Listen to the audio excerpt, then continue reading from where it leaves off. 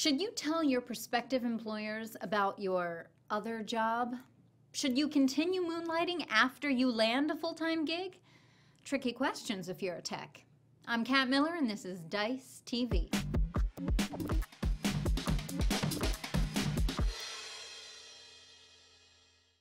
A generation ago, moonlighting meant going to a second job after the whistle blew at your first job.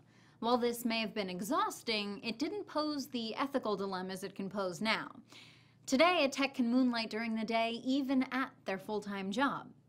So, should you tell your prospective employer that you have another job? For answers on this, we go to Dino Landis from the Dice Blog Network and a columnist for Byte. Dino, welcome back. Well, thank you, Kat. Hi. Hi, how have you been? I've been well, thank you. I hear the feedback has been unbelievable. Oh, on the videos you and I have done together. That's right, strictly you and I. The others about you alone, I'm not aware of. Right.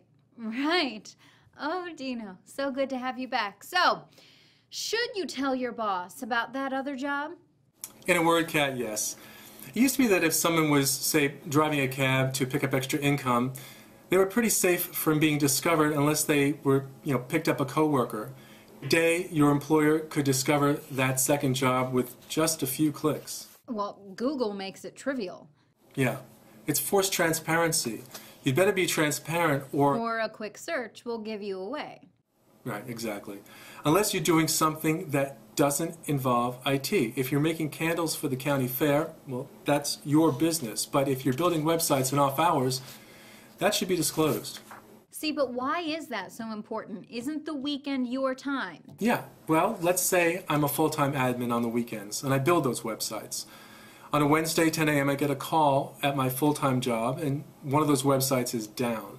If I respond, I'm getting paid twice for my time. If I wait until 5, I've lost my credibility and probably my client. Aren't there intellectual property issues as well? Absolutely. This is a knowledge business, and if I spend hours learning something at my full-time job and take it to my part-time gig, I've really stolen from my primary employer. And that's another thing the cab driver never had to worry about. So if you're going to be transparent, what's the best way to do it? In a word, Kat, transparently. Be big about it. Don't try to slip it into a conversation with your current employer. Take a meeting. And mention it early on in your interview. Well, you're not really moonlighting at that point. It's really about your current job. But Dino, aren't you moonlighting by doing this video segment with me? Well, I would be if I was also on a help desk call. But you're not, right? Kat, you're my only call. Well, I do so appreciate your full attention during our little interactions. Thanks, Dino. You're welcome, Kat, and thank you. And now giving you my full attention, I'm Kat Miller, this has been Dice TV, and we now return you to your regular desktop.